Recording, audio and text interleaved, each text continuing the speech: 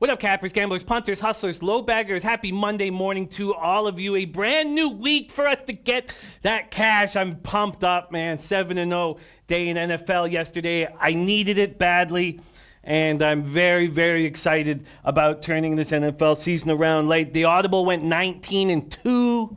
19-2. Man, no one needed it as bad as me, and I'm very thankful, and I'm ready to get to work with all you guys and excited to be here with you guys. Abdabet in the house. We got Nilo, Matt Randall, Jimmy Cece. What a great group. Ronald Durante, Paul Costa, Jeff Billings. What up, Jeff? Dan Kelly in the house. Wow. Charlotte full game plus 480. Wow, Dan Kelly. Wow. Let me copy and paste that immediately. Wow, we have a packed show today. We got to move very, very quick. Rye Cape in the house. We got Yenny Toon, serious business. We got Reese. We got JF ready to go. I now follow JF on Twitter. Lenny Jean-Louis in the house. Jeff Joseph, I messed it up. I had the Bombers plus 3.5, and I had the Ticats team total under, which was gorgeous. But then I took the first half under, and that missed by a point. And then I made a half-unit bet on the first score being a field goal to the plus line, and that didn't happen.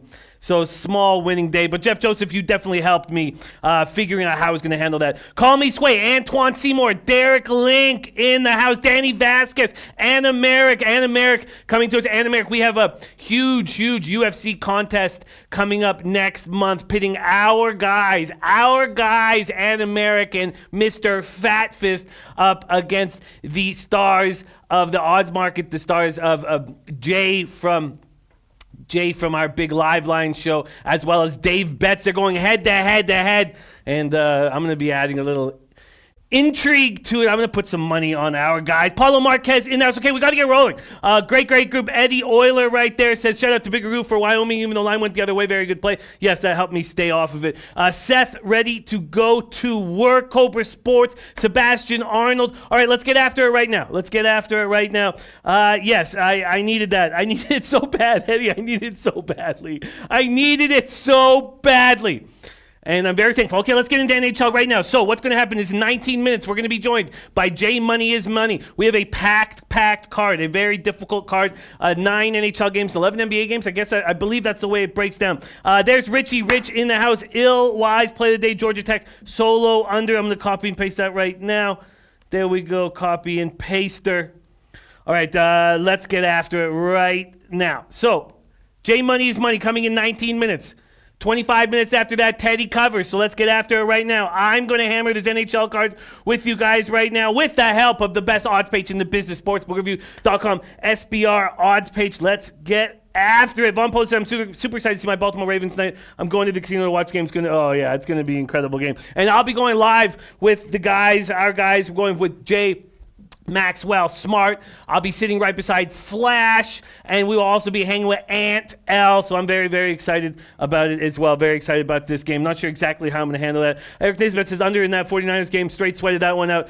No doubt. I was on the Niners -3. That was too easy. Okay, let's get to work right now. NHL. Let's get after it right now. We're going to start with Buffalo, Tampa Bay. This total opened at 6.5. It was juiced to the under at -114. It's now under -107. So a 7-cent move towards the over, but a 22-cent move towards the Lightning. They opened up at 219. They're now at -241 here. Okay, let's get after it. Sabres 20.3 power play, but 73.6 penalty killing. We know in today's NHL. Let's get that record up too, by the way, Ref. Sorry, just so we can get that out of the way. Coming off a loss on Friday with the Devils plus 150. Back down under double-digit units. Very upsetting. Let's get after it. Okay, so Sabres on the second half of the back-to-back. It was a very impressive start. 5-2 in Florida last night. You'd think their 73.6 penalty killing would have been assaulted by the Panthers, but they were playing tight. Shout out to Kruger. He's doing a nice job. They better do that again because the Lightning power plays at 32.8%. Can you imagine? The Lightning are 11-7-2 with a 32.8% power play. Unbelievable. Sabres are hurting Sabaka, Johansson, Okposo, and Tage Thompson all injured. Okposo could be out for the rest of the year. That concussion was really bad. But they're getting Zach Bogosian back. That's going to help in the long run. I don't know if it helps right away, but it will help in the long run. These teams met in that NHL Global Series. So is there revenge for Buffalo? That's up to you guys to decide. I'm certainly not going to fade the Lightning, but also don't want them at minus 240. That's where this game stands right now. Von Polo says take the over. Even though the Sabres put up 5 goals, I mean, that's not something that's... we got the Taint play today in Illinois State, minus 1.5. Taint play today coming in. And the game starts at 1 p.m. Eastern. Thank you for sharing that with us, Matt Randall. Oh, there we go. Taint play today coming in. We got Illwise play today ready to go. There's Alex Ramirez, so we're going to have a Spidey play today coming up. There's the Bookie Bandit ready to get to work. Okay, tons of games. That's the first one. I've got no move. I've made 2 bets in NHL so far, 2 bets in NBA, and my 2 bets in NHL right now on the late games. We'll see if that changes, but I need help with you guys.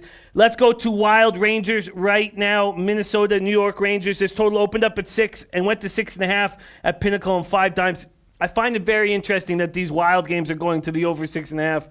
Especially against the Rangers. I still don't know how much we trust Lundqvist, but I trust him at home. This is a good spot for him.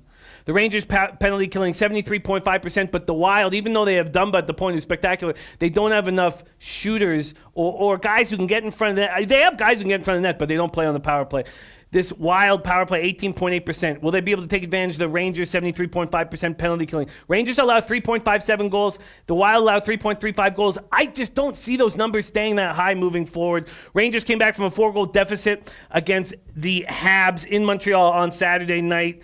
They were down 4-0. 3 minutes into the second, came back. That's the first time they've done that as a team since 1991. There have been 5 comebacks, and that was our opening graphic. 5 comebacks of that sort this year when there was only 5 over the last 10 years combined. Wild lost a 2-goal lead to the Bruins. They're playing better hockey. They don't have Devin Dubnyk. He's gone until after Thanksgiving with a family issue of some kind. Okay, I've got nothing here, but I do find the Wild appealing.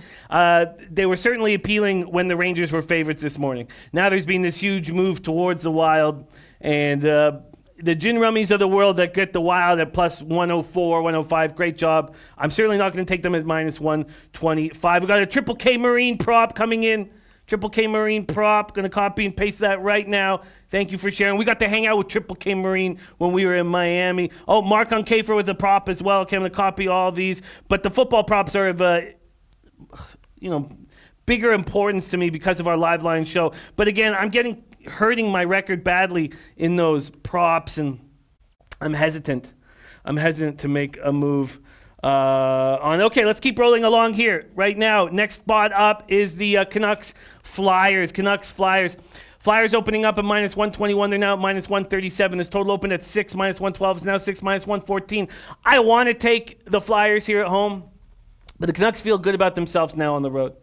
They're in the eastern swing, way far away from their families, way far away from their apartments. They were losing. See, it's funny. When a team is losing and they go out on the road, that's when I fear them or want to back them. They go into Washington, they get a big win. Can they continue it at Philadelphia? I'm not certain. But Vigneault was the Canucks coach for a long time. The Canucks don't care about that, but Vigneault cares about that. And he's going to get the guys in the Flyers dressing room to care about that. Flyers have lost 5 of their last 6. 2-1 late lead, lost to Calgary 3-2 in a shootout. They get Scott Laughton back. That helps with their penalty killing, even though it's been fine, 85.3% anyways, which should be able to slow down that Canucks power play at 26.7%. Jay Vegas says, is Carter starting? I have Carter as the starting goaltender on my stuff, but he's not looked very good lately. .898 save percentage, 2.65 goals against average. Von Polo says I'm taking the Canucks. Joe Anisi, 10-4 yesterday. Love seeing that. Joe Anisi. There's Joshua Gray. It was a wonderful, wonderful weekend. 7-0 Sunday. I just come in as happy as I possibly could be. Prince of the City. Great job, Prince of the City, on the Seahawks reverse line. Beautiful, beautiful work. All right, Canucks, Flyers. Vancouver coming off one of his biggest wins of the year. Markstrom looked very good, 32 saves. He's rolling right now. Pettersson got his 10th goal of the season for the Canucks. Vancouver hadn't won all season before, all season when scoring 2 goals or less. They did that. They don't have Jay Beagle. He will help on this trip. With that said and done, I don't really want to. It's Flyers or nobody. And I don't know if I trust them enough at this point. I do lean towards the Flyers -1. I do lean towards them getting some of their anger out, but they're just not playing good enough hockey. They're 6-1-4 at home. 6-1's nice, but that's 4 losses after regulation. I just don't know if I can do that. There's Schaff in the house. Claudio S. I made 2 bets in NHL and 2 bets in NBA this morning. We're going to get over there. Mr. Gokster in the house. Love seeing Gokster in the house. Okay, I have a lean towards the Flyers. But, you know, at -120, that -1 would look nice. At -135, I don't know. Let's move on to Flames, Penguins. Total at 6, juice to the under, -117. There's 1 cent move towards that. We got to keep moving quickly. We have 12 minutes before Jay Money joins us. Pittsburgh opens up at -138. They're now -162. I mean, that makes the Flames appealing to me. I just don't trust them. I don't want my money on them. But I'm telling you, what's the most good? Flyers blow that lead versus the Flames. Yeah, they're a difficult team to trust. But Calgary right now at +145 is appealing. They really are. Oh, shit, I'm not logged in. Oh, yeah, I am. Yeah, I am. Okay, good. +145 I find very appealing on the Flames. Very appealing. Extremely appealing. 6-0 yesterday, Red Girl. Love seeing that. All right, so Malkin's being moved on line with Gensel and Rust. It's a great line. I love Brian Rust. God, big, tough. He's everything. The winning teams have guys like Brian Rust, and the Canucks don't. They pick up Ferland. They overpay him. He's got concussion issues. Crosby gone from the lineup. Malkin has scored or set up 8 of Pittsburgh's last 20 goals. And the Gensel and Rust have combined for 6 goals in 6 games. Penguins win 4-1 on Friday. Great call by Mohamed Joma, expecting that. It was a mistake by me. They're expected to get Letang back on Monday. He's going to be a huge help to this team. Letang was a full go in practice. Pens were 4-1-3 in the 8 games without Letang. Flames just a game below 500. They're 0-5-1 6 games before they came back in the second period twice before beating the Flyers 3-2 in a shootout. They're 1-1 on this 4-game trip. Mr. Gokster says Riddick playing great. Oh, there's Alex Ramirez. Spidey play today. Rangers money line. There we go. Spidey play of the day. Anthony Devontae saying that line will go back to 3. I think there's more public money to come in on the Ravens. That's interesting you think that, Anthony. If that's the case, I would probably make a move on the Rams right now at 3.5. But I just think there's more public money going to keep... I think Ravens will keep getting hammered. I don't know. Flames, Penguins, man, I find the Flames very appealing at +145. Getting a win. This is how teams get together, is on a road trip like this. Pittsburgh feeling good after that 4-1 win. Then they're going to have Letang on the ice, first time in 8 games. G-Sauce all the way up to number 63 in the pick 6 contest. Rams +3 pending, and I love that pick. Oh, I love that. Mr. Gokster leaning under in this spot. Wow, I find the Flames very appealing at +145. Finally getting a win. Feel good about themselves on the road. Get out of Calgary where they're getting hammered in the media. Oh, I'm going to leave that as a lean right now. Let's keep rolling. Senators, Jackets. Craig Anderson and Nilsson have been going back and forth. Nilsson's playing so well, but they seem to think that Craig Anderson will be in goal. Jason Kelly says Letang back. I'll take Pens -1 or -1.5. Jason Kelly, I just don't feel like it works that way. Sure, they're going to be better off with Letang in the long run. They're going to be better off with Letang on the power play, but 8 games is a tough thing to come back from if you're going to be playing 25 or 28 minutes. I find the Flyers appealing against the Knuckleheads. I find the Flames appealing right now. Scott says, my Cane's been hot. I'm happy. Calgary, my huge dog winner Saturday. Great job, Richie Rich. That guy eats. There's Doug Barnhouse in the house. Okay, let's keep going. We have 8 minutes before we're joined by Jay Money, who's already jumped into our chat. Jay Money, can't wait to work with you on this card. Senators, Jackets. Let's talk about the spot. Senators, Jackets. Look, I don't want to get in the way of the Ottawa Senators, which is shocking for me to say. I'm shocked to say that. I would rather have Columbus when they're even money at home or even dogs at home. They open at -154. They're now at -163. A 9-cent move towards them. Let's get the totals as well. Don't forget Matt Randall's taint play of the day pops off early. We'll go over that again before the end of the show. Here, Columbus, Ottawa. Total opens up at 6. Over 6 was juiced to -112. There's been a 4-cent move back in the other direction. Sends 10% power play. Can't abuse that 79.7% penalty killing that the Jackets have. Ottawa looking to win 4 straight for the first time since March 2017. Remember what happened a couple months after that? They made it to the Eastern Conference Final and were an overtime goal away from making it to the Stanley Cup. And thank God that they didn't. I probably wouldn't be sitting here if I didn't get that Kunitz goal. Senators have quietly been one of the best teams in the league this month. 7-2 over their past 9. Nilsson playing well, but looks like it'll be Anderson today. Senators penalty killers also been very good. 1 goal in their last 21 power plays against Ottawa. Impressive. And it's Pajot stepping up. Journeyman Pajot stepping up 13 points over his last 12 games. Jackets coming off a 4-3 loss to the Jets on Saturday. Merzlikins was in net. The defeat snapped the Jackets' 3-game winning streak. Now, they've had a very good penalty killing also. 2 goals in their last 23 opportunities. Both penalty kills are stepping up right now, but the Jackets' power play is dangerous. Paul McLean getting a job in the NHL again.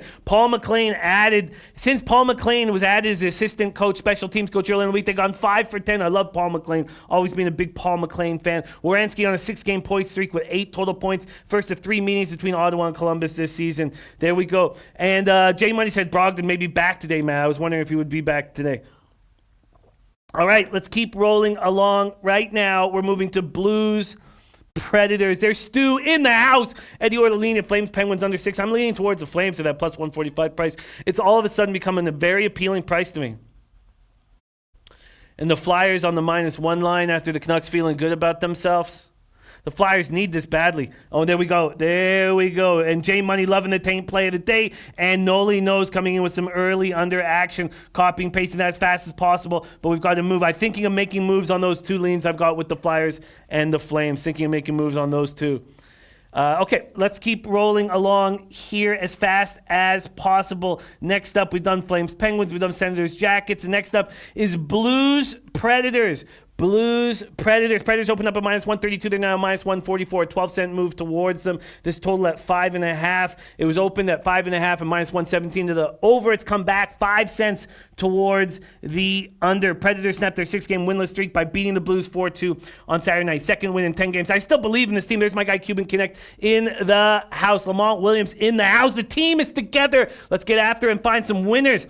Blues, 24.7% power play, 83.1% penalty killing. The Predators' penalty killing has been trash, and Duchesne has not helped that power play as much as we thought. Now we have Victor Arvidsson. Predators are going to be angry. Bortuzzo looks like he's going to be suspended for those cross-checks on Arvidsson. Arvidsson going to be out of the lineup. Forsberg always plays him tough. Jeff Billings says, I love Sharks first period and 1.5, and Blues money line and Golden Knights money line from Jeff Billings. Going to copy and paste that right now. Matt Randall, nothing.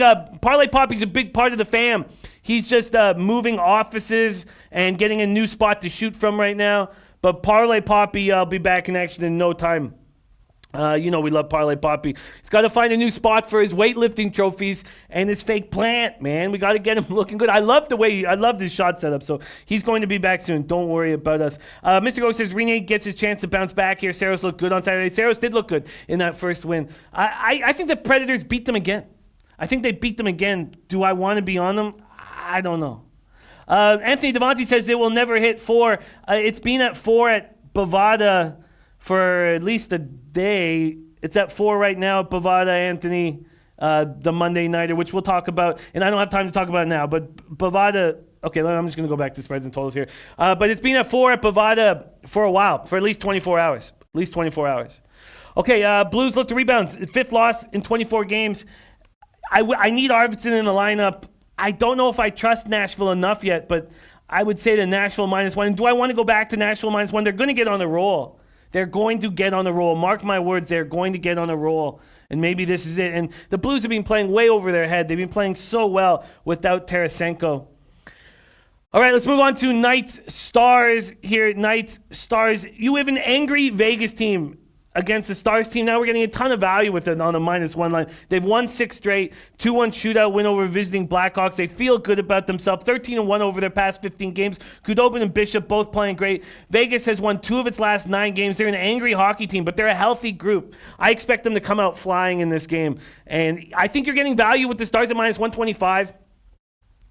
In saying that, I don't want to mess against this very angry Vegas team right now. But the Stars, if you think of them the way they're playing right now, 13-1-1, to get them at -125 is pretty nice. It is pretty nice. Okay, let's get into my spots here. They're the last 2 games of the card, and then I'm going to decide whether to add the other 2 looks on this card. First off, Islanders, Ducks. And Richie Rich says Vegas going in for the kill, Stars playing over their heads. I think the Stars are this good. Not 13-1-1 good, but they're the best team in the Western Conference at this point. But I agree, the very angry Knights team I'm afraid of fading. Okay, so let's keep rolling. I'm on the Islanders -1. I got a money line at -125, a puck line at 215. And you could do better. Wow, Heritage, you get money line -114. Wow. So money coming in on Anaheim, coming back from a road trip. The Islanders already in California. I just feel like this is a bad spot for the Ducks. And the Sharps must be moving this towards the Ducks here. But they've lost 8 of 9, 3 straight on the road. Now they're coming home. And the Islanders have been sitting there waiting for them. Anaheim's allowed 75 goals this season. They're getting Hampus Lindholm back. It's always been about their defense. They've allowed 16 goals the last 3 losses all on the road. There's my guy, Yu Chang, you in the house. Dom Reach says, love what Dallas is doing. My first lean was under. I'm on Islanders -1 at +140. And then I took the under 6 at +105 in Los Angeles, San Jose. I was very thankful to get the +105. It wasn't available in my book, but there was +103s, 104s, and then there was a 105 at Heritage. I like it a lot. There's still a 103 at BetOnline. Heritage has moved from 105 to 100. Bet365 is still at the -105. The Kings just aren't scoring, and the Sharks are playing very tight defensive hockey. LA outshot the Coyotes 45-19 in that 3-2 loss. They're not scoring.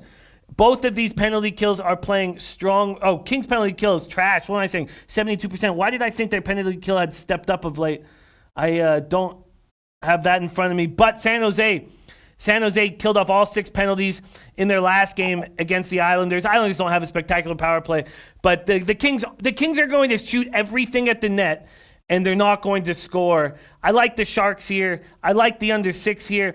I just feel like I'm hesitant to fade the Sharks, to fade the Kings here right now. Let me see what I'm getting on the money line if I was to back the Sharks. We had the Sharks last time they went into LA. That was successful for us. But tonight here, getting a -122. I can understand why money's coming back in on LA. They're just getting through right now. All right, I'm going to add those 2 leans. I'm going to take the Flyers on the -1 line here. That is a money line. Quickly here, money line on the Philadelphia Flyers at home of -135. Here we go. Money line is -135. And my puck line here, -1.5. Let's see what we're getting here very quickly. And then we'll get into this giant NBA card as soon as possible. Okay, let's go here. -1.5. I'm getting Philadelphia. I'm getting +178. Oh, no, +180 at Will Hill. +180 at Will Hill. I will take that -1. So that will give me a nice plus line there. And then I'm going to pull the trigger. The market's just moved too far on the Penguins for me. If you're going to give me a +145 on the Flames, after losing, finally stepping up against Philadelphia, staying on the road. The media's tearing the shit out of them in Calgary. And they can stay away from all that, stay in their hotels, and play against a Penguins team feeling better about themselves after that 4-1 win. A Penguins team that's getting their star defenseman back, who's been out for 8 games, is going to have to play 25-plus minutes. I'm getting +145 at Pinnacle and 5 dimes on the Flames, and I'm going to take it. +145. All right, 4 spots in NHL. There you have it. 2 additions. Flyers -1, Flames +145. That's to my Islanders -1, and the under 6 in the Kings Sharks game. There's my guy Phil 9. In the house. Brent Woodman. Jeff Billings says take the Sharks +180, -1.5. I may end up doing that. I thought that the Kings putting up 45 shots on goal, losing 3-2 is... I'm a little hesitant. There's Richie Rich saying fade Pittsburgh tonight. Love hearing that. Okay, beautiful. Let's bring in our guy, J Money is Money in the house. We have a giant NBA card and only 23 minutes to cap this. I do have a lean towards the Predators. Shit. I think the Predators are angry at the Blues and beat them again. Sorry, you know what? I think the Predators are angry at the Blues and beat them again. I'm going to take the Predators on the -1 line. going to get minus 140 on the money line and the minus 1.5. Sorry. I know. We need J Money in very fast, but I'm adding my fifth play on this card. I think the Predators are much better than the record indicates, and I'm getting a plus 187 on the puck line from Heritage. Okay, minus 1.5 at plus 187. Okay, there's three additions to my two early looks. All right, let's get it on with our guy, J Money is Money. Jay, thank you so much for joining us on this Monday morning star of Jammin' with J Money here to help us break down this NBA card. How you doing this morning, my guy? I'm doing all right, Jimmy. A little under the weather, but hey, still making some money today would definitely make me feel better, man. I'm always down to come on the show and talk some NBA, no matter how I'm feeling, man. So I'm ready to get into this card and get some money today.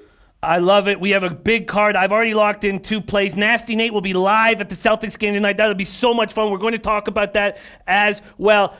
Rafa, can you do me the favor of popping up the NBA record? 3-2 on Friday. God, need to get back up to double digits. 3-2 on Friday. My 2 losses were both in the Lakers games, 3-0 and everything else. But now we have J Money to put money in our pocket. So let's get after it. We're going to start with this first game on the card, and I've jumped on the first 2 games on the card.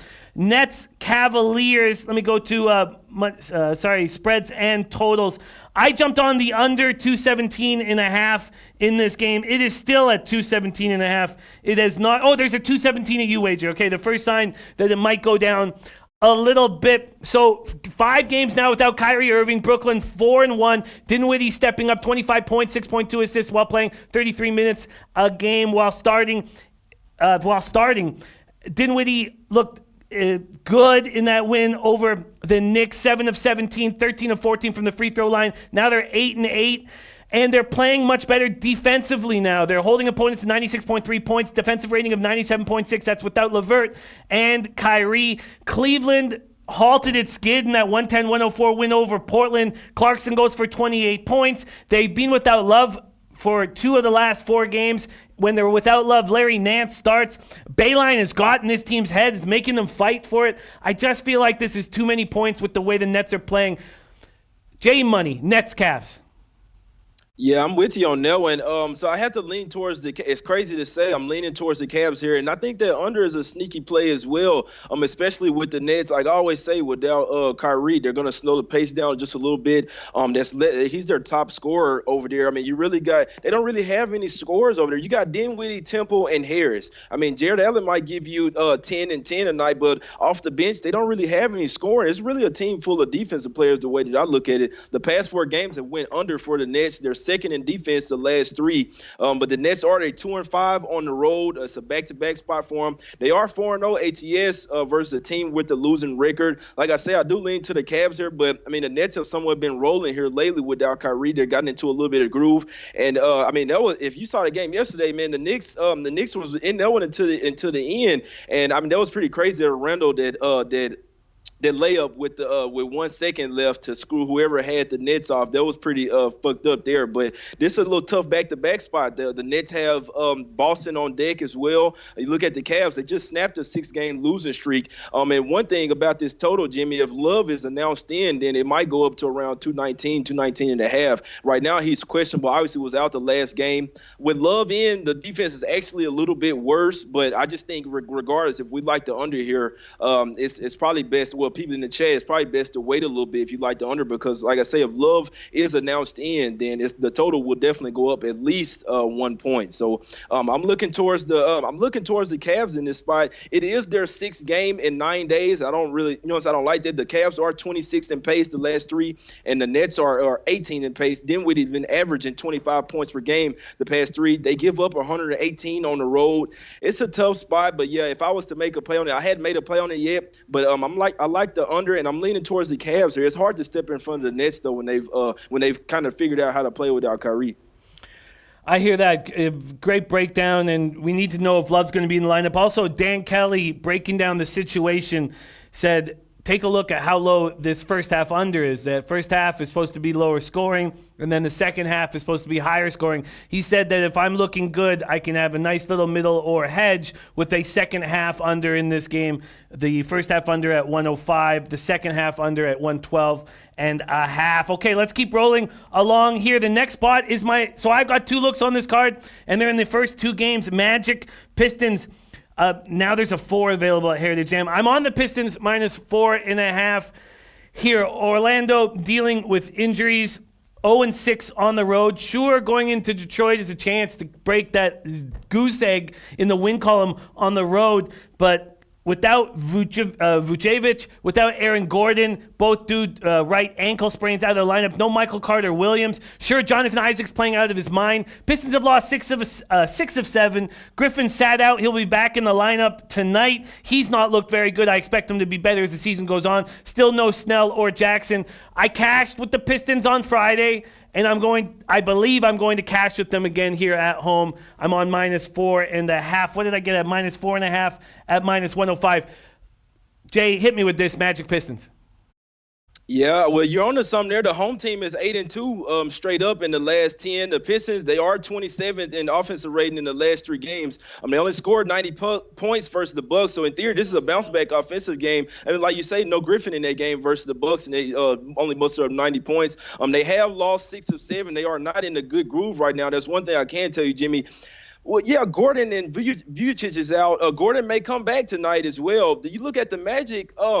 The last 6 games have went over the total. That's pretty crazy, right? The Magic, they seem to be picking up the pace a little bit more with Markelle Fultz starting at the point guard. They put up 40 points in that third quarter versus the Pacers. That's eye-opening to me.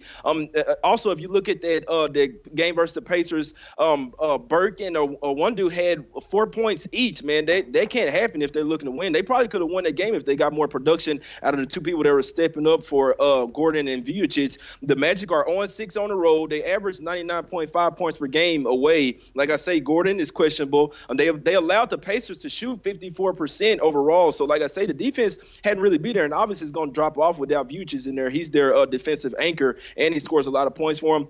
The Magic are 24th in defense in the last 3 games, and 26th in rebound percentage the last 3. Call me crazy, man. This might be a sneaky overplay. Like I say, the Magic have actually been playing faster. When they put up that 40 versus the Pacers in the third quarter, that showed me something there, because the Pacers are a damn good defensive team, and the Magic hadn't scored 40 points in a quarter all year. It's crazy, but I'm looking towards the over here, man. It's dipping down to 206.5. I think that the Magic have been playing faster lately. The Pistons don't really help that, but with them getting Griffin back, this could be a sneaky spot to get over this low total. That's an interesting look. Very, very interesting look. We've got Omar J. Legend, Astute Chaos, Raymond Reichart, Brent Woodman joining us. That's a very interesting look. You haven't pulled the trigger on it yet? No, I hadn't pulled the trigger on it. If Gordon is ruled in, then I'm gonna tell you I will have to take this over, man. And that's another thing. If Gordon is ruled in as well, you get a better number with the Pistons. It could be possibly why it's going down. I'm saying that Gordon is questionable in this spot. He could possibly come back here. Jeff Billings liking the Blake Griffin double-double. I just don't trust Blake Griffin to get his nose dirty, and if he's not going to go into the paint like a man, then I will lose my mind watching the game, and I need to keep this enjoyable, and Blake Griffin bothers me very, very, very much. Claudio S., I can go over my record this year in all sports shortly, but we only have Jay for 14 more minutes, and we need him right now desperately. Let's move on to Hornets Heat. I do have all those numbers, though. We keep track of everything at all times. Okay, Hornets Heat is the next one on this. Actually, no, let's move on to Pacers. You already started talking about their defense. Let's move on to this Memphis-Indiana spot. Indiana opening up at -9, now 9.5. This total opened up at 217.5. It's all the way down to 216 at Pinnacle. Pinnacle leading the charge towards the under. Pacers have won 2 in a row, 9 of 12. Opened their 4-game homestand with that 111-106 victory over the Magic, and without Brogdon. And you already mentioned in the chat that you're thinking Brogdon coming back. He's missed 3 straight games with that that bad back. They're getting production from other guys. Jeremy Lamb, Doug McDermott, Justin Holiday, Miles Turner. Grizzlies lost their third straight game, but man, it was nice seeing that Vancouver Grizzlies uniform on the floor. They lose 109-108 to the Lakers. Morant goes for 26, 10 of 16 shooting, 6 assists, 5 steals. He's the first rookie to go 25-5-5 with assists and steals in the game since John Wall in 2010. Jake Crowder also looking great. And man, I just watching them in that Vancouver Grizzlies uniform brought so much joy back. It was a wonderful time. Even though we were god-awful, it was a wonderful, wonderful time. Grizzlies, Pacers, Jay, take it away. Yeah, you're right. That was nice to see them in a uniform. Had the court and everything going to retro court. You look at it, the Grizzlies played a damn good game versus the Lakers. Really, the Lakers, in my opinion, deserved to lose that game. I mean, just barely win that game. I won. We know the Memphis has been playing hard lately. They do play fast. They only average 102 points on the road and give up 116.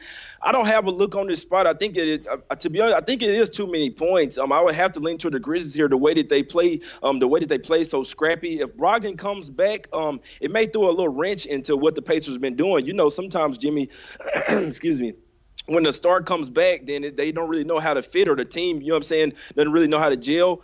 Brogdon is their best player by far, and Ja Morant doesn't want to see him in this game because Brogdon has outstanding defense. This is one I'm staying off of. I do think it's too many points, but the injuries, it was one where I kind of stayed away from to see if Brogdon's going to be in. I can't say either way, though. I don't like it. It's too many points for me. I think Memphis is getting a little bit disrespected here. Like I say, they are a different animal on the road, but I just couldn't take the spot. They won their past 2 road games, though. It was against the Spurs and the Hornets, but I don't know. It's Memphis or nothing for me. I can't take the Pacers here minus the 10, 9.5. If Brogdon's in, it's going to be 10, 10.5. Might have to look towards the Grizzlies there. Yeah, this might be too many points. I have concerns with Memphis doing it 2 games in a row. Of course, they step up when the Lakers come to town, but will they step up going over to sleepy Indianapolis? I don't know. But you're right. It's Grizzlies or nothing at this point. Okay, let's keep rolling along. Jeff Billings liking Pacers first half. Let's move on to Hornets Heat. Heat opened up at minus 10.5 now, 11.5. Pinnacle leading the way towards the Heat. This total opened up at 215. It's now down to 213 or 212.5. Hornets Heat, 2 very, very interesting stories this year. And I'm one of the few who I like this young Hornets lineup. I enjoy watching them play ball. Heat, though, playing very well, coming off a terrible loss. 11-4 overall, 6-0 at home, getting 25.7 points of distribution, holding teams to 104.6 points allowed. 113-86 loss at Philly on Saturday night. They were down by as many as 41. Butler held to 11. Did not look good at all.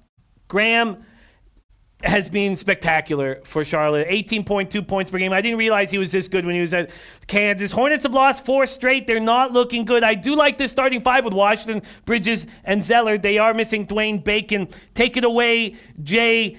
Hornets Heat. Yeah, excuse me. Yeah, I knew Graham was this good. He was pretty good in Kansas. I didn't know he would be this good in the NBA. Like you say, the Heat are coming off that thrashing, man, versus 76ers. Before that, they were absolutely rolling. We're 5-0 straight up and ATS, so now they come back to the house. I think they're going to come out here early, pissed off at this spot. I took the first half in a little parlay. I did a little money line parlay today with the Celtics full game money line, the Heat first half money line, and then the Bucks on the money line got a plus 139 at this. So that's a nice little 3-team parlay with some plus money. I have to look towards the Heat here. Full game, it is a lot of points, but I think that they will want to thrash the Hornets. The Hornets, if you look at it, Graham is really the best player by far. If you look at the NBA math, everybody else is middle of the pack. They are a full squad now. They got Batum and Marvin Williams back now, but those are 2 older players. If the Heat come out here pissed off like it should, I think they'll cover this first quarter and the first half on the spread. I'm not messing with the full game, but I just know after that thrashing versus 76ers, the Hornets are not their caliber team. The Heat coming back to the house, they should be here. They should be in pissed off mode here. And the Hornets, like I say, they hadn't really looked too good lately. They did versus the Bulls, and then you lose that heartbreaker there to the Bulls. You know what I'm saying? So, and they don't really do well away. The past 3 games, they've lost away. scored 96, 91, and then obviously 118 against the Wizards that don't play any defense. But if you only muster up 91 points versus the Nets, man, what do you think that the Heat are going to do to you? They got players like Dragic and Hero coming off the bench. They hitting threes. You got Bam Adebayo down there. It's a tough spot for the Hornets, in my opinion. Like I say, they play better at the house than they do on the road. They gave them 132 points to the Raptors and make them look like the best team in the league. You know what I'm saying? So I don't think that the Hornets are a bet-on team on the road. I'm taking the Hornets at the house or nothing. That's the only way I could look at the Hornets. This is going to be an interesting game. The 3.5 first quarter for the Heat scares me. We've already heard from Dan Kelly taking Charlotte Hornets money line full game at plus 480, and Reese backing that up with Hornets win straight up. Wild predictions and very exciting. I've copied and pasted both of those. Jimmy, okay.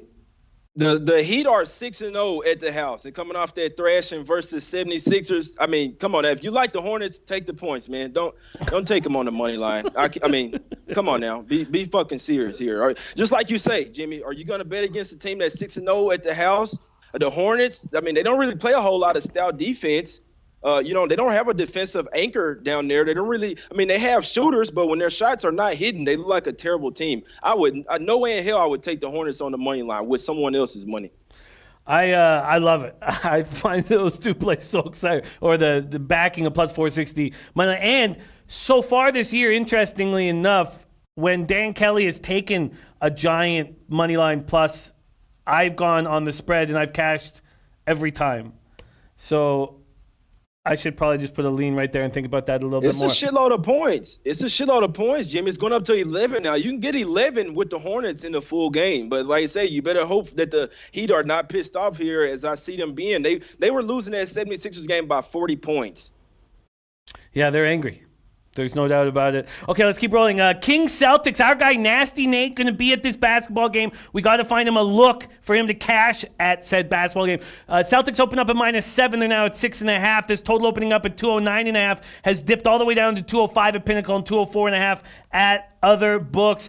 Kemba Walker is fine after getting stretchered off the court, but they're not going to play him tonight because it would embarrass him. That's why. Strained neck, supposedly. He could play tonight, supposedly, but it would just be embarrassing after all the stretcher and all that. Celtics have lost 3 of 4 after a 10-game winning streak. Against the Nuggets, big comeback. They were down 13 before ultimately losing 96-92. Gordon Hayward still out. Kings second half of a back-to-back after that 113-106 win at Washington last night. Harrison Barnes stepping up. Finally, a Harrison Barnes sighting. Kings are on a 4-game East Coast trip that ends Wednesday night. Kings without De'Aaron Fox, Marvin Bagley, Trevor Ariza. Playing well without them. Kings Celtics. We need to put money in Nasty Nate's pocket. How do we do that, Jay? Well, first note, revenge game, Jay. That's the first thing. Then you don't have any Kemba Walker in this spot. He didn't really ball out in that last game in Sacramento. Obviously, the Kings played much better at the house. I'm glad they won that game yesterday. Bogdanovich did come back. He's questionable once again. I mean, he had a little hamstring injury, played well last night, and then now he's questionable. I'm hoping that Bogdanovich doesn't play. This was too many points as I thought. I thought that I made the line at -4 without Kemba Walker here. I didn't expect it to be 6.5, 7, but like I said, if Bogdanovich is out, I still like it. I still like the Celtics here at the house in the revenge spot. It's been 5 straight unders for the Celtics.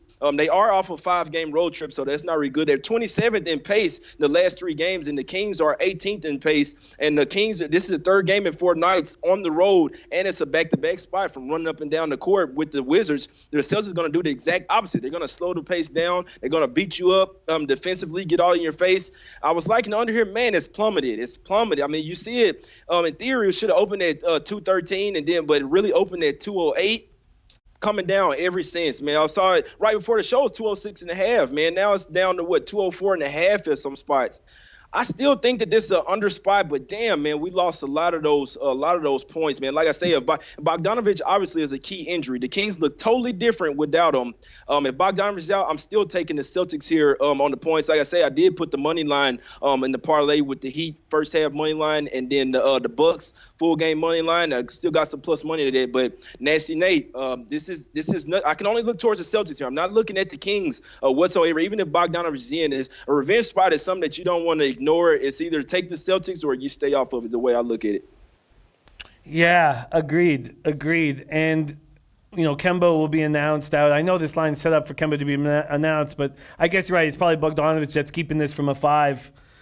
Interesting. Celtics, this is a very, very interesting spot. I need to study it a little more. Because the Celtics have been off since Friday. They should be able to attack here. They should be able to attack the Sacramento team on the second half of a back-to-back, and they should be able to cover this game late. Exactly, and the Celtics have lost their past 2 games as well. And I want to say one thing. When Kemba Walker went out in that game, which he didn't have any points, he didn't have any points anyway in that in his 12 minutes of play versus the Nuggets. You look at it, I took the Nuggets in the second half and the under, and the Celtics were scrappy. I mean, they damn near came back and won that game even without Kemba. So I mean, if they could play that way without him in Denver, then why can't they come back to the house and smash off for 2 straight losses? I think they smashed the Kings here. And like I say, Bogdanović or not, it's just a tough spot after running up and down the court with the Wizards last night. Yeah, I'm going to keep an eye on this line, but I agree. I think this is a nice spot for the Celtics to step up. Okay, let's go. We got to speed up our pace. We are going to add 5 minutes to this basketball, so it won't end in 2 minutes, but we need to speed up our pace. Next up, Timberwolves, Hawks, Minnesota, Atlanta. Minnesota opening up at -4. There's 4.5s on the board now. Still a 4. 234 was the opener. It's now 236 or 236.5. Hawks have lost 6 straight. 119-116 was a good look against the Raptors. I mean, they fought hard. DeAndre Hunter for 26. He's stepping up. Cam Reddish is necessary for this Hawks team right now with the Huerter injury. Atlanta's offense, backed by Young, 25 and 9, 8.7. But if they can get Reddish going off and DeAndre Hunter going off, get Collins back, maybe this team can roll. 119 points Atlanta allowed to Toronto. The fewest an opponent has scored during this Hawks 6-game losing skid. They've been bad defensively all year, and they're even worse right now. Minnesota 198 loss at home to Phoenix. Their second straight loss, 4th in their last 5, playing without Napier, Okogie, Graham, Layman, and then Covington was scratched due to personal reasons. This is a tricky game with a lot of moving parts with so many players out of the lineup. J Money, Timberwolves, Hawks. I can only look towards the over in this spot, man. You look at the Hawks, the last 9 games have went flying over total. A couple of them barely squeaked by. One of them went to overtime, but still, man, 9 straight overs. That's something I can't look past. I don't like playing overs at this high-ass total. It seems like when I do, then they seem to miss everything. You look at the Timberwolves, their past 4 games have actually went under. They only scored 98 points. The game versus the Suns was 98-100. You still got Okogie that's questionable. You still got some players that's questionable over here. Travion Graham says he is going to play.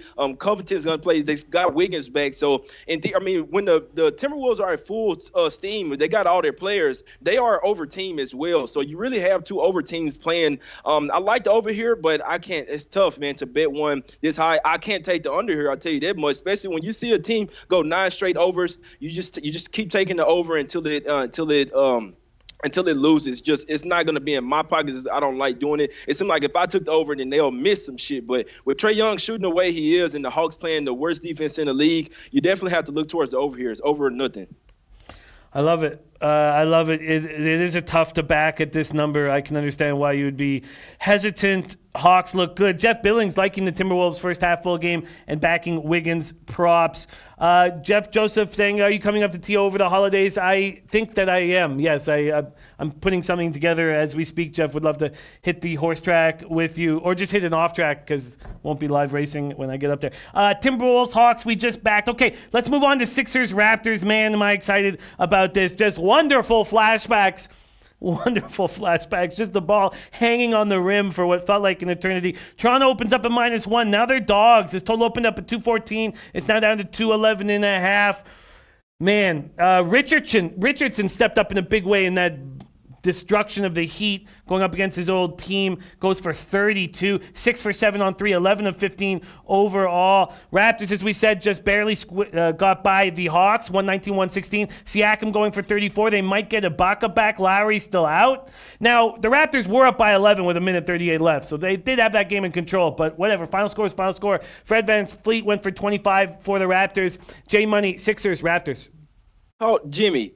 I don't think so. I told people about that Hawks game. The Raptors didn't have that game in control. I mean, yeah, in theory, late they did, but the Hawks still covered the spread. I told people on my show about the Hawks in the first quarter and first half. They're gonna come out hot. They cashed the money line on the plus money at the first quarter and the first half. So the Hawks came to play that day. We know that the Raptors. I mean, I'm not taking anything away from the Raptors. They're not the same team on the road. We know that they're undefeated at the house. On the road, they're a totally different team. So they didn't surprise me that little hiccup versus the Hawks. It didn't surprise me one bit. You mentioned in the shot. Hold on. So real quick, Jimmy, are you on the Raptors? That's one question I have to ask you. I'm gonna ask Junior the same thing.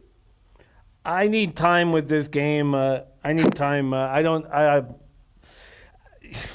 not sure. At first glance, would you take the Raptors here? At pretty much, well, I mean, they're the dog here at the house, and they're undefeated at the house. At first glance, would you take the Raptors here? No, at first glance, I wouldn't. Exactly, and I love to hear that. You're a fan of the team, and the fact that you're at first glance, you're not on them, it tells me a lot. You look at the 76ers. First thing I have written down, revenge game J. Playoff revenge game J. You know that the 76ers been thinking about this. Shy Kawhi Leonard, he had it was only one game where he had 21 points. Every single other game, he had at least 29 points versus the 76ers in that series. He absolutely killed them. Obviously, Lowry was in there as well. I mean, I'm not going to keep saying it, but obviously, we know that Leonard's not there. Lowry's hurt right now. I think this is a tough spot. I don't like that the 76ers played so well versus the Heat, but still, man, this is the inter-conference division rivalry. Obviously, the 76ers are sitting at number 5 right now. They're only a half game back of the number 2 spot. I think if they beat the Raptors here, and they're going to jump up there to number 2 in the East, man, these are type of statement games that the 76ers are like, you know what? We're one of the top teams in the East, and we had to come and show you guys up. They've won 4 straight games. I told y'all what they was going to do against the Heat. That was at the house. They do play a little bit different on the road. It's tough that this obviously is a road game and that the Raptors are undefeated at the house, but I think the spread is moving the right way, man. I'm seeing some spots moving to -2 here. I got to take the 76ers here with playoff revenge. It doesn't always cash. A lot of people say the revenge game is overlooked, but playoff revenge, losing on game 7 and you lose on a shot that bounced against the rim like 4 times and be crying. They've been thinking about this shit all summer, man. Josh Richardson back playing well. I mean, you look at the matchups. I think every single matchup 1 through 5, in theory, I think so the 76ers have the advantage, man. I mean, you got new players down there in Horford for these type of games to give you more defensive presence, to give you more size. You got to take the 76ers here. I did like the under as well, but I think I'm going to stay off the under. I like the 76ers in this spot. It's a spot where I have to take them. Oh, man, I love that breakdown. I love Junior in our chat. Junior says that he's on the Raptors money line and says he can't wait to see Embiid's ugly cry face. Nothing brings me more joy than thinking of Embiid's ugly cry face. I could just sit here and think about it for the rest of the show with this giant smile on my face. Paul Costa has a plus 115 and Embiid cries again. Very, very fun, great breakdown. I can't wait for this game. Can't wait for this game, Sixers, Raptors. We're not going to be able to break down the rest of the card. If you want to know what Jay Money thinks about Blazers, Bulls, Jazz, Bucks, Lakers, Spurs, and Thunder, Warriors, you will have to catch him on Jammin' with Jay Money. I love your breakdowns, Jay. What a treat it is to work with you. Prince of the City says, I fade all Philly teams, but I'm taking the Sixers tonight. What do I care, Prince of the City? You're a Philadelphia. Of course, all the Philly guys are going to take the Sixers tonight after we made them openly sob on the court. Look, I'm very excited about this game. What a treat it is to roll with you. So right now, I've got leans that I'm probably going to add. But overall, I still have my first 2 looks on this card. Pistons -4.5, -105, and the under 217.5 in Nets Cavs. Jay, is there a play that stands out to you? Is there a play that you like the most? Could you review that parlay and whatever single action that you're on? Yeah, that 76ers is my best play of the day, man. I hate to say it, but it is. And you look at the Raptors, they're second in points in the paint in the last 3. That's one of the main things that the 76ers defend well. And both teams are 6th and 8th in defensive rating, so that's the reason why I was looking towards the under there. 76ers my best play of the day. I will be hopping on the Blazers. The Bulls don't play for their coach whatsoever. Absolute must win for the Blazers. It is on the road, but I got to take them today. I'm taking the Bucks as well. A revenge game, Jay. Absolutely have to. Obviously, a little bit more. We need to wait on Gobert and there. Go Bears out. The books will smash the Jazz. Even though the Jazz have owned them of late, it's mostly been in Utah. So the parlay was the Bucks in the full game money line, the Heat in the first half money line, and the Celtics full game money line pays out a plus 139. And the 76ers are the best bet of the day. Oh, I love it. J Money, your show's going to be popping off, man. You guys got to start with that Sixers-Raptors game. What a show. It's going to be 1 p.m. Eastern, Monday through Saturday. Watch it every day, but especially today with this giant NBA card. Follow this man on Twitter, at JMoneyIsMoney. What a treat it is to cap with you, my friend. Enjoy the rest of your day and have a great show. Appreciate it, Jimmy. Yeah, I'm finna go take a little bit more meds, man, right before the show, man. I'm over here sweating bullets, man. I appreciate y'all for tuning in. You know what I'm saying? Hey, I'll be back whenever you need me, Jimmy. Oh, much love, man. Love it. There he is. J Money is Money. We go right from J Money is Money to our man Teddy Covers in the house, coming to us live from Las Vegas, Nevada. Teddy Covers, how are you doing on this Monday morning? I'm doing all right, Jimmy. I got no complaints today. How about yourself, man? Oh man, little 7-0 Sunday. I haven't, nice. Yeah, I haven't sent in the numbers, but I'm I got cold feet on my 3 plays in the Bengals Steelers game, so I didn't make them 200 a pop. I made them 150 because I did not want to sit there with $600 on that game. I just didn't think I could handle that. So I cut those down to $150 pops. But I think it's about a $1,200 score for me yesterday, which God, I needed so badly.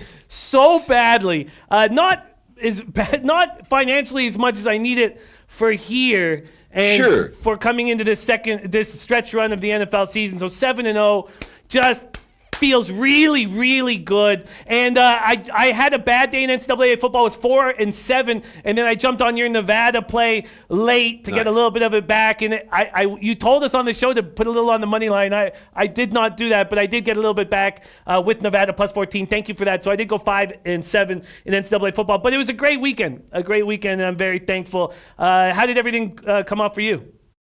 I had a pretty good day on Saturday. I can't complain at all about Saturday. I split out yesterday.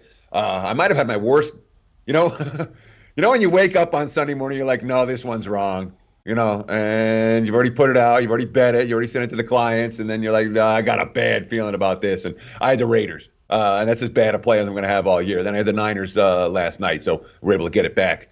So it wasn't a bad Sunday, but I hate the wrong sides. I'm not a big fan of wrong side losers. And of course, it's a crazy week. Everyone's traveling. I'll be out of town. I won't be available on Wednesday, Thursday or Friday this week. You know that, Jimmy.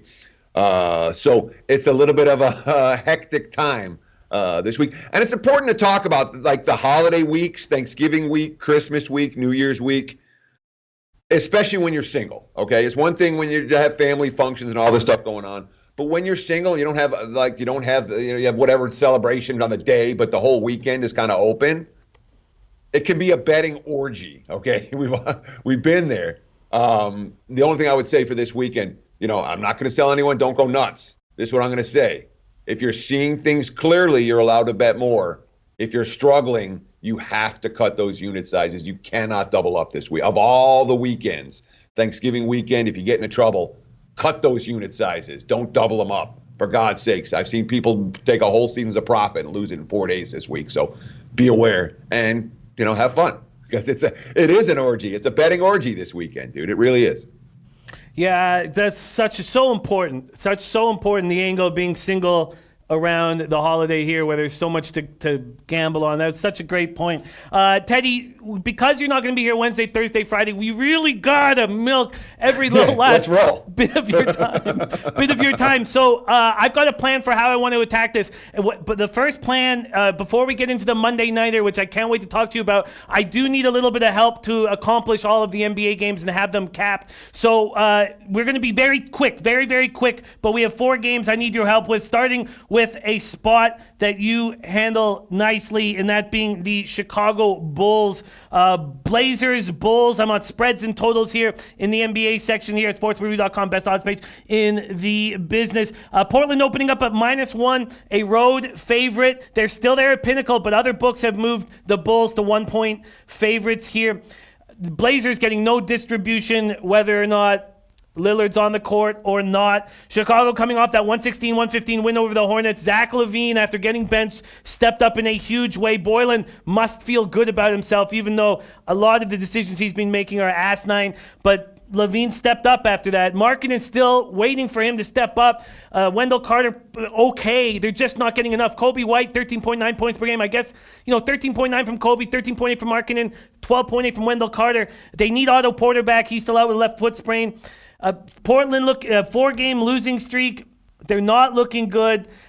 Lillard, back problems just nagging at him. 23 points in his most recent game, 7 of 20 from the field. They're missing Nurkic, as you know, Collins, as you know, for a long time. Whiteside missed Saturday against Cleveland, and then they brought in Carmelo, who's scoring 13 points a game, who is not going to help in the long run. Teddy covers Blazers, Bulls.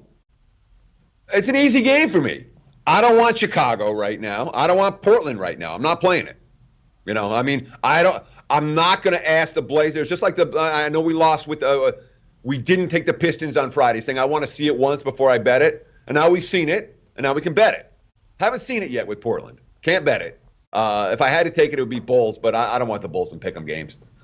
They're finding ways to live. I know they won the other night in Charlotte, but they found ways to lose these games all year as opposed to win them. Pass. Wow, Sweaty Butcher back in the Blazers. I did get the Pistons first half on Friday, which was nice. And I'm going back to the well with Pistons again tonight. We'll hear what you have to say about these other games. But let's quickly go to Jazz Bucks. This is an interesting one. Jay Money did touch on this spot. Bucks open up at -5.5. They're now at -7. I guess that's saying that Gobert is not going to be in the lineup. This total opened up at 218.5 and it's all the way up to 223. I guess because Gobert's not going to be clogging up the paint. But it's not like Tony Bradley's going to do nice offense, but he's nothing compared to Gobert. Bradley, 14 points on 9 boards, 7 of 8 shooting, replacing Gobert. Last out, Milwaukee, 7 straight wins. They haven't lost since Bogdanovich hit him with that buzzer beater in the open corner on November 8th. Milwaukee averaging 119.9 points per game, 3 straight victories. I did have Golden State plus 16. I was shocked the way they let Golden State back in it. I was so close to hedging out of that bet before the game. I just let it go, and I was thankful that I did. Gobert ankle injury. Donovan Mitchell goes for 37. Bogdanovich 28 in their last start. Jazz Bucks. How are you handling this, Teddy? So at 5.5, I'm interested in Milwaukee. I'm not going to lay an inflated price with the Bucks without Gobert. You know how it works. The star's out for one game, everybody else steps up.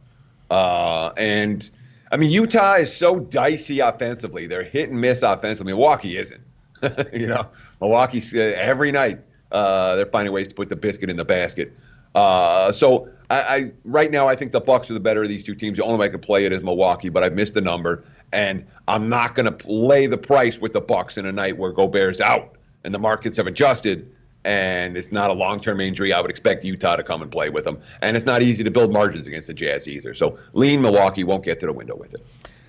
Well said. Well said. Jeff Billings says, I love Bucks full game and the Greek with a triple-double. Wow, triple-double. Okay, let's keep rolling. Lakers, Spurs. This is an interesting spot. The Lakers have not looked like world beaters on the road, but they continue to win games. They open up at 4.5. They're now at 5 or 5.5 at BetOnline or Bovada. This total at 223, still at 223, although we have seen the appearance of a couple 22.5. Spurs finally get through that longest losing skid in the 23-year Pop era, 8-game losing streak. They stop at that 111-104 win over the Knicks. They were in complete control of that game the whole time. They allowed an average of 122.4 points per game in that 8-game losing streak.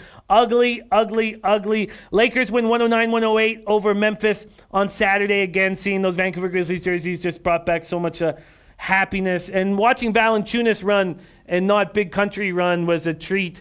Seeing a big white guy down the lane. Anthony Davis, 22 points. Rondo, 14. Caldwell Pope, 12. Dwight Howard, 10. But they're squeaking by victories. Do the Spurs start playing better after they get through that road or that losing streak? Teddy covers Lakers, Spurs. Lakers are past. I want no part of San Antonio. Think about it. You have this terrible homestand, and then you have a terrible road trip. And in the last game, you finally steal a game against the lowly Knicks. You're like, well, now you go home and you relax. The Lakers are a lot better than the Spurs. The Spurs' early season struggles, I think, are indicative of what San Antonio is. All right. And even though they dominated that game against the Knicks in every way possible and blew them out and all that, guess what? Fourth quarter, they're the Knicks coming back and hanging around a little bit and making it interesting. No part of San Antonio. San Antonio is a one-way team for me. If I'm betting a Spurs game, I'm betting against the Spurs. It makes sense. I'm a little. The Lakers just seem to only do enough on the road at this point. I'm staying off that spot at this time. I'm not playing it. Yeah, I'm with you. If you had a free play on the total, would you try to go over the 223 or under it? Probably under. I don't trust San Antonio offensively, and I do like that Lakers defense a lot. So gut reaction is under, but it's not anything strong. All right, and then let's move on. I only made one bet on tonight's NBA card. And we are going to get in the deep card. I almost joined you on the Pistons, and then again I talked myself out of that one.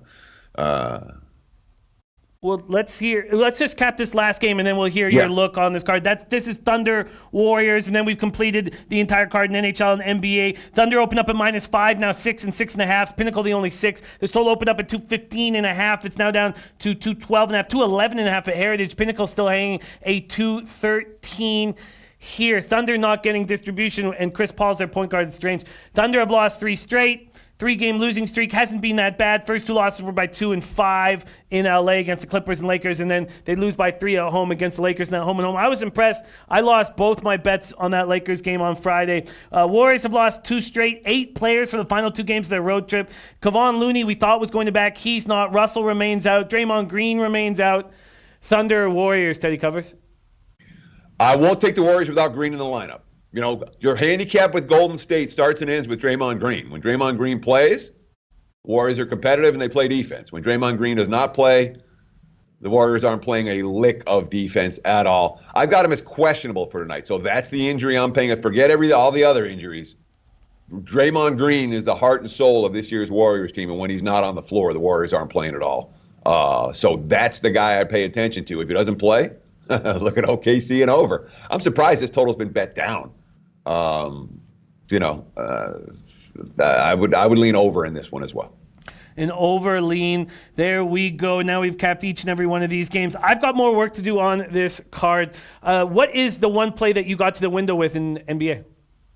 So I almost got there with the Pistons, and I'm like, something about that game smelled wrong, and I can't tell you exactly what, but I didn't play it. I did play Cleveland. My old Cavs. I'm back on the Cavs train again. This is as much a bet against Brooklyn as it is a bet on Cleveland. But look at who the Cavs have played at home this year. It's been one good team after the next, like the Celtics, and then it's the Sixers come, and then Miami comes, and you're like, oh well, they don't have a good home record. Well, they played a bunch of good teams. Now they got Brooklyn, a little bit fat and happy. Hard-fought win in the Garden against the Knicks yesterday. They got the win they wanted. Second night of back-to-backs. And the Nets team without a point guard. Cleveland coming off a nice win. They played defense last time out. Bayline saying the right things. Pick'em game. I think the Cavs are good enough to knock off the Nets tonight. So that's the one bet that I make was Cleveland. Pick'em against Brooklyn. I understand that look. It opened as a pick'em, and now the Cavs are favored. I did try to get under this 217.5. With the under. What do you think of the total in this game? I certainly wouldn't talk you out of the under. I agree with the lean 100%. Cleveland's going to be an under team if they're going to cover point spreads. When you're playing the Cavs, it might make sense. Cleveland. I'm going to look at that, the correlation with Cavs and under when they win and cover, and the versus they don't. Thank you for giving me something to look at today. It makes sense to me, Cleveland and under. So I would certainly lean in that direction, and that's something I'm going to do a little work on. I love it. I agree. In all my spare time over the next 24 hours. Yeah, I hear you. Okay, there we go. NHL and NBA card completely capped. Let's move on to this giant Monday nighter. Man, I 7-0 coming into this game, and I've been losing on my prop bets, which I've been making official plays, so it's been destroying my record, and I'm hesitant. The one thing that I do want is the Rams, and I'm wondering if I can get them at 4, if that is possible. And there's one available at Bovada right now, but I'm wondering if I can bet it at 4. I wonder if more because we know the Sharps are going to hit the Rams, but at 4, I don't. Even at 3.5, I don't see how I don't pull the trigger on the Rams here. I broke this game down twice, on Tuesday and Friday, on the Audible. So let's hear a fresh perspective on this spot from Mr. Teddy Covers. Teddy Covers, big Monday nighter, public against the Sharps. How are you handling this game? I'm on the sharp side. I'm not on the public side of this one. And let's start with this. Grab that +4. Don't diddle around and let it get away from you. The broader market is not moving a 4 today. So when you see the 4s, you pick them off with LA. I'm willing to bet on Wade Phillips against a quarterback who's looked really good. All right. We talk about the Rams. Oh, my God, their offense isn't any good. Okay. Well, number one, they're going to have a healthy receiving core this week, which they haven't had at any point this season. In fact, when you look at the Rams' skill position talent, healthier this week than I think it's been in any game this season. So maybe the offense does work a little bit. But more than anything else, offense matters, defense matters. And the Rams' defense isn't getting any love. You know, this is Super Bowl defense. It's every bit as good this year than they were last year. Okay? I trust Phillips to come up with a game plan to contain Lamar Jackson.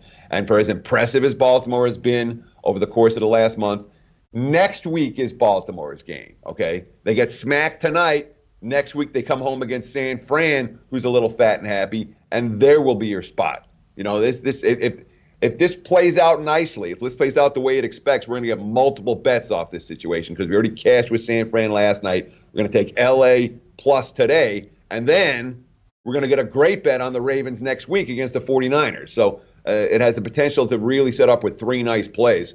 One's already in. Let's see if we can get the second one tonight. Again, the Rams offense has their receivers back. Okay, that matters. And for if we're just looking at the last 6 weeks, the Ravens have been the best team in the NFL.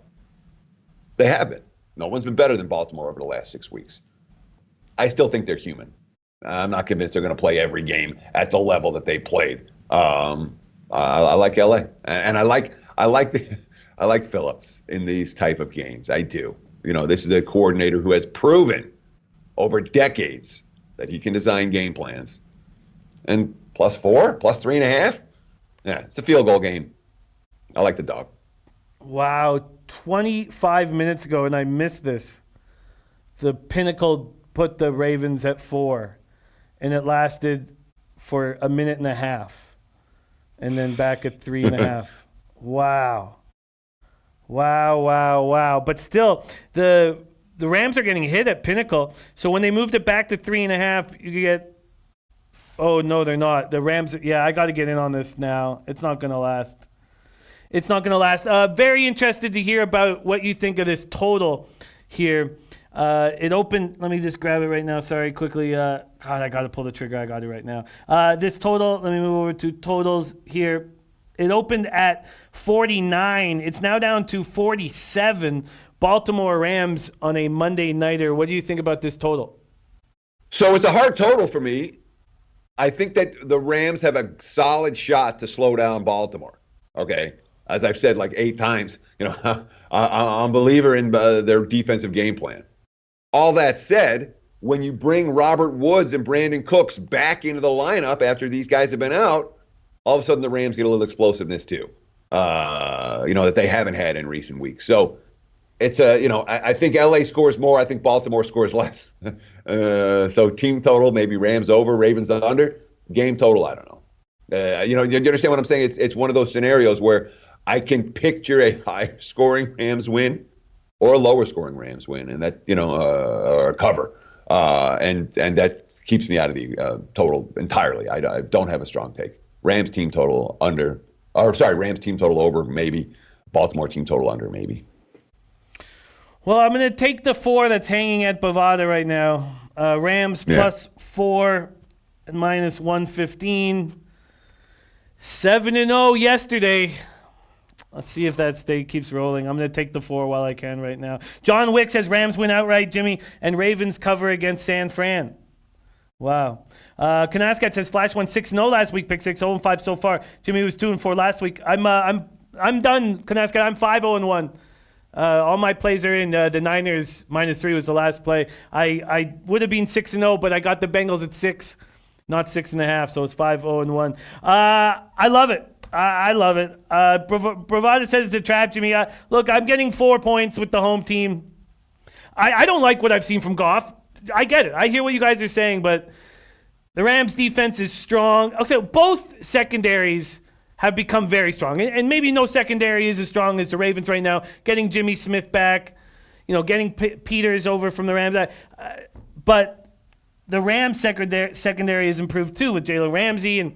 And I'm just going to take the 4 points here on the home team on a Monday night. That's how I'm going to handle it.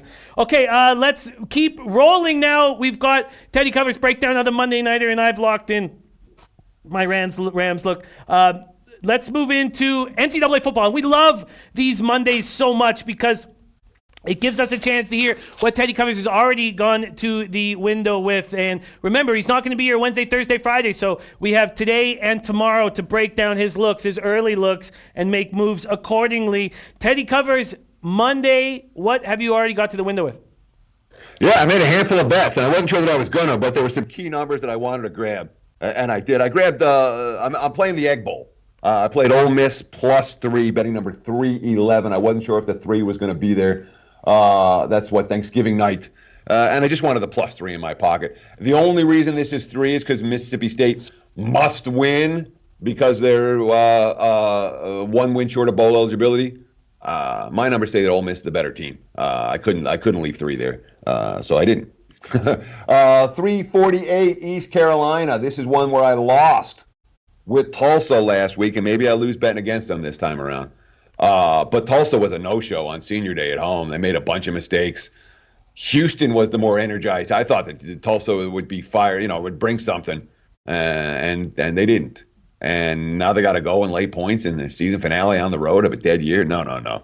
I took betting number 348 East Carolina plus the 6. There's still a 6 out there. I don't know how long those are going to last. Betting number 386, and I keep betting against Fresno, and they keep giving me odds to bet against Fresno. And I know we lost with San Jose last week. That was a weird game, man. Love hadn't thrown like 2 picks all year, and he all of a sudden that interception trouble against UNLV. And they still almost came back and won the game, and the defense couldn't hold it at the end. But Fresno can't be laying on the road. Bottom line, I took San Jose +3, betting number 3 at 86, and there's still a couple of 3s out there that you can get if you shop around. Betting number 391. I was afraid this one was going to get to 7, so I locked in on Indiana at 6.5. I should have bet it at Circa when it opened 4.5, and I haven't been betting those. But still, betting number 391. Indiana Hoosiers -6.5. I expect them to bounce back just fine off the Michigan loss, and Purdue did what they could last week. That's Purdue. They can fight. They're not going to win. I think Indiana wins this one by a touchdown or more. Last but not least, the gift that keeps on giving. Found a 10 with Illinois. The Illini -10. And at first, my first glance at this game, Jimmy, was, can I lay with Illinois? Do I really want to lay? I've been cashing tickets with them as a dog. But do I want to ask them to win and win by margin? And then you started thinking about it. I ran into some player quotes. Northwestern, when they've had the chance, they've stuck their foot and dug it, like you're grinding out a cigarette right in Illinois' face. I think the Illini punch in an extra touchdown here, maybe 2. I think there's a decent chance. And more than anything, what are they? A 2-win Northwestern team, a 1-win Northwestern team. What's their record? 2-9. Yeah, they beat UMass. I don't see Northwestern fighting. Bottom line, Illinois -10. That number's, again, I found a rogue 10, even a 10.5. I wouldn't talk at it. But that's the 5 bets. And again, it's random 5 each of the last couple of weeks. But I made 5 bets last night / this morning. I am still considering Minnesota. I want a 3 there. I'm thinking about Okie State. I probably want a 14 there. And I might get there with Notre Dame -14 against Stanford. I just wonder if that late Cal touchdown ended Stanford's disappointing season a week early. So that's what I'm still thinking about considering, and I've made those 5 bets. I love it. Ole Miss +3, East Carolina +5, San Jose State +3, Indiana -6.5, Illinois -10. Teddy's first 5. That's East Carolina +6 that I put in my pocket. Oh, sorry. Great job. Ole Miss 3, East Carolina 6, San Jose 3, Indiana 6.5, Illinois 10. Beautiful. Great job. Questions coming in. Claudio wanting to know Teddy's looks for Thanksgiving Thursday. That's for tomorrow. Sorry about that. I kind of have everything set up because I need as much of Teddy as possible. We only have him for 2 days, so I've kind of got everything set up so we can attack that. So if you want to hear Teddy's Thanksgiving looks, you have to come here tomorrow morning. Questions are coming in, Teddy, and let's get after him right now. Our guy Bravada says, I really want to know what Teddy Cover is thinking about the Ohio State and Michigan game. He says, should I jump on the early plus 9.5 line on Michigan, or do you think the public is going to bet up Ohio State? Says, I'd love a 10.5 in this spot. Take it away, Teddy. Big game. So I'm not going to play the game flat out. I can, and this is one of those games again. I can absolutely picture the scenario where Michigan wins the game. Okay, absolutely. This is not a must-win for Ohio State. For as much, I know it's their arch rivals, but they're going to the Big Ten championship game next week, win or lose. That's a concern, and the betting markets are telling us that with the money that's come in off the opener on the Wolverines, and of course, again. If you take out the first month of the season, not even, you take out Michigan's first 3 games, non-cover, battle against Army, bad loss to Wisconsin, maybe it was the first month.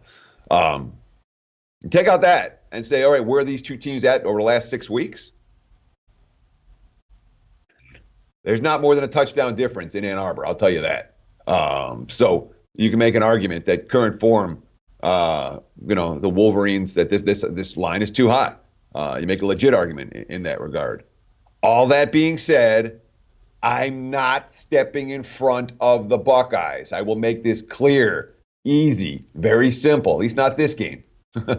Ohio State could win this by 3 touchdowns, 4 touchdowns, 5 touchdowns, and you can't be shocked because that team is really good. And Day, if he has the chance, will absolutely punch in the extra touchdown and do everything he can to keep this series the way that it's been, which is one-sided of late.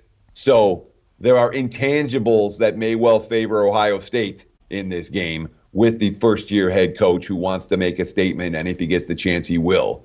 So I'm not going to play it. Pass.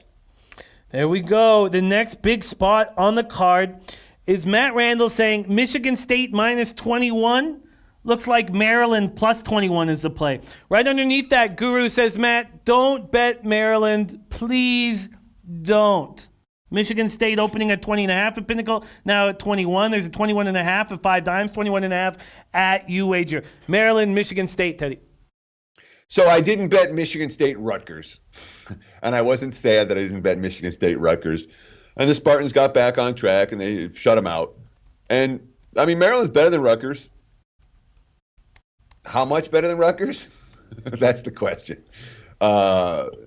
One thing that was worth noting is that the Spartans with the lead did exactly what they've done, and that sat on the ball throughout the whole second half and didn't, there wasn't, that urgency of let's get the ball down the field into the end zone.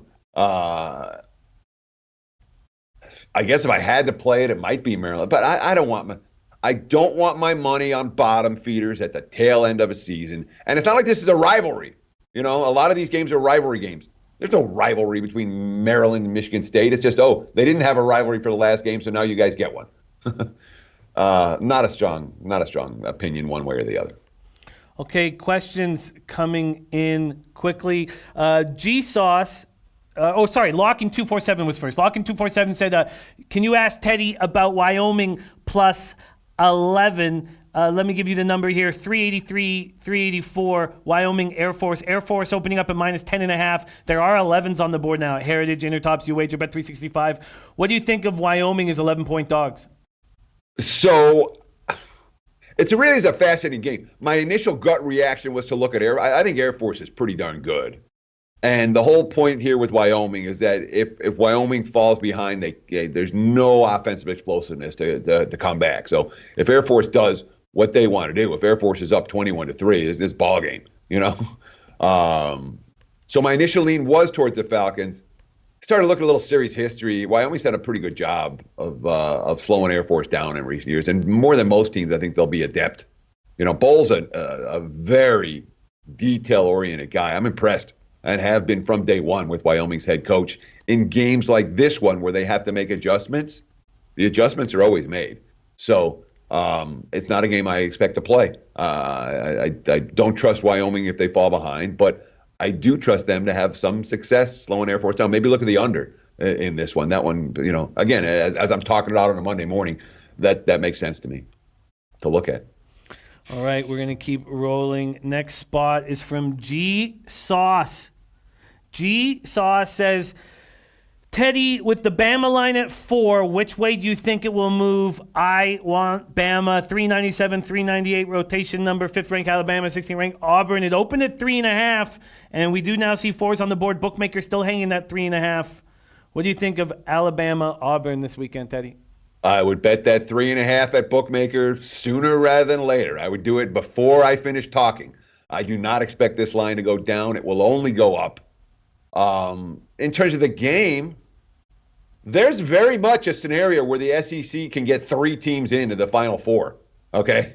All it takes is a couple of upsets and a couple of little weird this and that happening. And Alabama, of course, being one of those 3 teams who won't have to play in a conference title game to eliminate them. I think Alabama wins. We have another spot here on this card. Our guy Reese saying, what about Iowa minus 4.5? This is on Friday afternoon, early. Iowa, not early, not the opening slate of games, the second slate, the 12:30 games, Iowa, Nebraska, Missouri, Arkansas. Iowa, rotation number 327, 328, opening up at minus 4.5, quickly gets to minus 6. Very, very quickly. So, Reese saying, what about Iowa minus 4.5 now? It's what about Iowa minus 6? Friday, Iowa, Nebraska. What do you think here, Teddy? Yeah, I mean, good game for Nebraska, right? Let's give them credit. They had one. Maybe they get another one here. I don't want to lay up price with Iowa. Again, I bet against them this last weekend. Nathan Stanley's a stiff. He has his moments, but when you have a quarterback who can't hit open receivers, it's not a team that I'm real comfortable laying a price with. Maybe the Huskers do get some momentum off of last week. And if you like Nebraska, there's no rush. Obviously, we've seen 4.5 go to 5, go to 5.5, go to 6, could go higher. And it's just a lean. I haven't bet this, but I do lean Huskers, especially after this early move. Oh, I love it. So remember, get here tomorrow for the morning show because it's the last day we'll have Teddy for the week, and we need to pummel him with questions. 407, 408 rotation number. We'll close with this. Oklahoma State. Oklahoma opening up minus 12. It's already got to 13.5 at Bookmaker, 12.5 everywhere else. Do you agree with that market move towards 7th ranked Oklahoma? No. If I'm playing, I want the dog here. We'll see what the line does. At 14, I'll probably be a buyer on the Cowboys. How many Oklahoma close calls do we have to see before we say, all right, this team can't be laying this margin. And the Cowboys off a nondescript, non-covering, weird finish game against West Virginia. I could only lean towards the dog there. Only lean towards the dog. They're big games this weekend. We have a ton of questions to ask. So be here tomorrow morning. Maybe we get Teddy in a few minutes earlier than we've been getting him just to make sure that we milk every last second of his presence. Teddy's on 5 spots. Ole Miss +3, East Carolina +6, San Jose State +3, Indiana -6.5, Illinois -10. Teddy, is there anything that you said Minnesota. Is there anything that you're like, man, you might have locked in before tomorrow morning? Well, again, Okie State at 14 is probably going to be a buy for me. And I'm thinking about this Notre Dame at -14 now. I don't know that I get there, but I'm thinking about it. Beautiful, beautiful. What a treat it is to roll with you coming off a nice, successful week here. And we need to keep it rolling for this big Thanksgiving week. Teddy Covers, thank you so much for joining us. Follow Teddy on Twitter at Teddy_Covers. Enjoy the rest of your Monday and can't wait to work with you tomorrow morning. I love seeing you happy, Jimmy. Not that you're not fun when you're sad or down, but when you're in a good mood, it's like roll. The good positive energy just flows out of the screen. So I really appreciate it. Always fun. Good luck tonight, guys. We'll talk tomorrow. There he is. Teddy Covers. It feels good to smile. It does feel good to smile, man. It's a battle. As you guys know, it's a battle. And one thing, because the losses hurt so badly, I have to remind myself to enjoy the victories sometimes because we know what the losses do. There he is, Teddy Covers, joining us. What a treat it is. We had Jay Money on the early show. Incredible cappers in the chat. It just feels very, very good rolling with all you guys. And there's my nice Seth saying, I think Jimmy can go 8-0. Well, we shall see. Rams +4. I haven't bet it yet, so I've got to decide. I'll probably just take the 3.5. But I've got to make that decision. I'm going to watch how it rolls. Make that decision. Okay, so first and foremost, Taint play of the day. Taint play of the day pops off in 30 minutes. It pops off in 30 minutes. Let's see. Let's go to it very quickly. Illinois State -1.5. Let's get over there. NCAA basketball. Let's get over to this Taint play of the day right now. And see what kind of market movement we had on Illinois State. Here we go. What the hell's going on? Oh, it's sorry, that's Sunday. Okay, here we go. Monday, Illinois State. Wow. God, I missed it. Open at -1.5. Now it's at 3.5 or 4. Maybe that's too big of a move. All right, I've got to make that decision on my own time. I've got to make that decision on my own time. Noli knows early action. Loyola Chicago USF under 127.5.